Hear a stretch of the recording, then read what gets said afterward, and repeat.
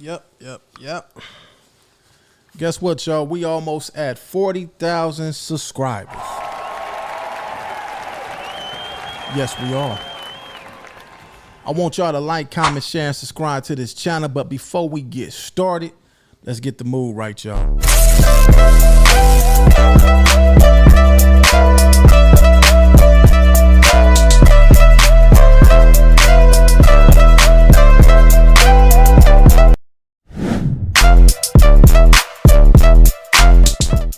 Yeah.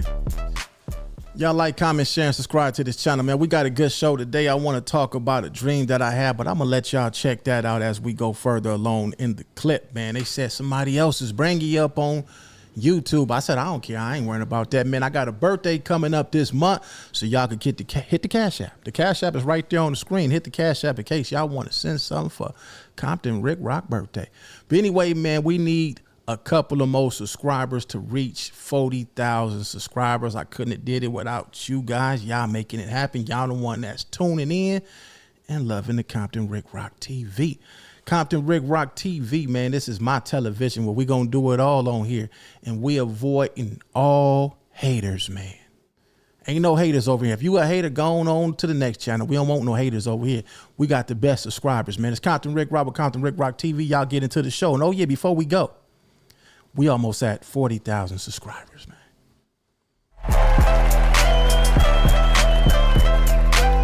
Welcome to Death Row. So we just left the Death Row office, and I want to tell y'all a story about Suge Knight. We all know Suge Knight. Suge Knight was very intelligent when it came to the music industry, the music business. He got a lot of things done, especially on this West Coast when it came to gangster rap music. He discovered some of the best artists, and he even brought on some of the best artists to Death Row. Now, there was another guy by the name of Dr. Dre. He was an OG in the game.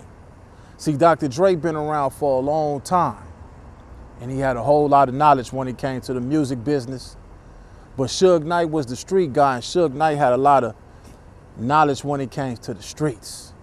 And there was another guy by the name of Snoop Dogg. And this is for the people that don't know this story. I'm gonna tell y'all something. Snoop Dogg also was from the streets, but he was a young pup. He was younger than Suge Knight, and he was younger than Dr. Dre.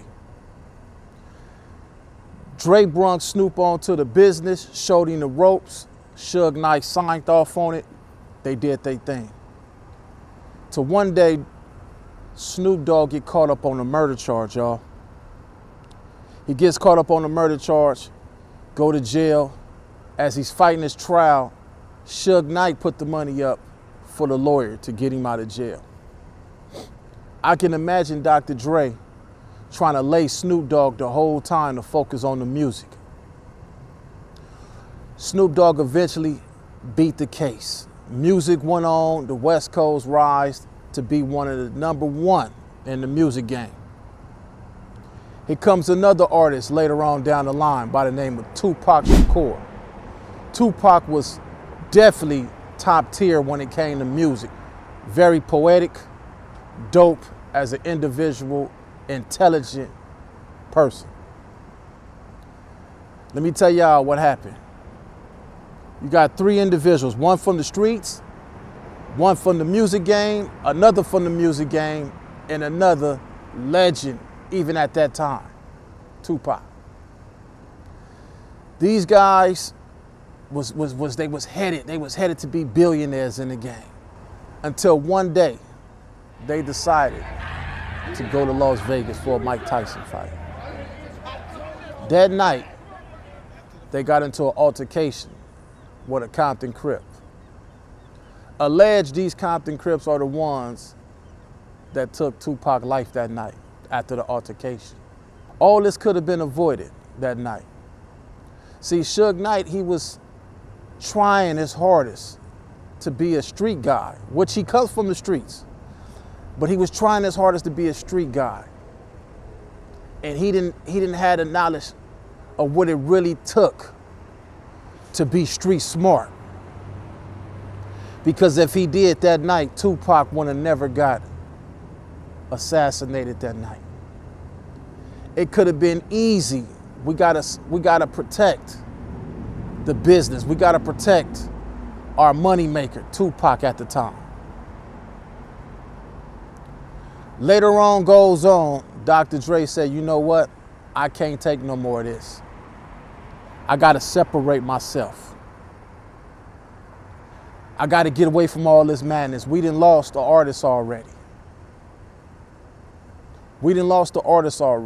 This is prior to all this happened. It was already in the making when he was like, you know what? I'm out of here. I'm going to start Aftermath Records. Dr. Dre did the smartest thing, getting away from a crash course. Eventually, Snoop Dogg did the same, got away from the crash course. Suge Knight still wanted to be a street guy, still wanted to be a gangster in the street, still wanted to do gangster things. And eventually, he got took off the streets. And he's serving, I believe, 20 years in state prison. The only ones that still, to this day, in 2025, standing without doing jail time or without being in prison is Dr. Dre and Snoop Dogg. There's a clipping on the internet where Snoop Dogg said, you gotta separate to elevate. And this is the chart. When you separate, this is you up top. Your friends are at the bottom when you start separating because you're growing. When you grow like this. I believe this is how Snoop Dogg said it. In order for you to catch up or them to catch up to them, you got to come back down. And when you come back down, you're going back down to their level, to the stupidity. So it got to be them catching up to you to close the gap. I didn't say it quite like how Snoop Dogg said it, but y'all understand what I'm talking about. Sometimes you got to separate to elevate. When you seeing people on the crash course, when you seeing people going down that direction, that road, you got to know how to separate yourself so you can elevate, get away from that, because you don't want to be the one that end up in the cemetery like Tupac.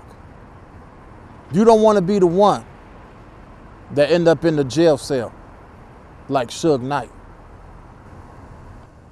Don't be like the ones that was a life lesson for us. Because there's a whole lot of examples, and I tried to break that down as much as possible, as clear as I can possibly break it down. I couldn't sleep last night, so I got up, grabbed my camera, and I said, you know what? I don't know what made me think of Death Row. What made me think about Snoop Dogg, Tupac, and Dr. Dre this morning. But something told me to Google Death Row Records. Something told me to Google Death Row Records. I can recall me and my barber, I was in the barber chair, he was cutting my hair, and he said, Death Row Records used to be down the street. He said, you see that building right there? I said, yeah. He said, right down there is Death Row Records. I said, what? I couldn't believe it because I'd never been to Death Row Records. I'd never been to the building. But anyway, something told me to Google it, and when I Googled it, I went down there, and as I'm looking at the building, I said, you know what, let me tell this story for the ones that don't know, because it's a message and it's a lesson in that story. Stay focused out here. Don't surround yourself with people that you see heading for a wreck. COMPTON RICC ROC, and I'm going to the next one.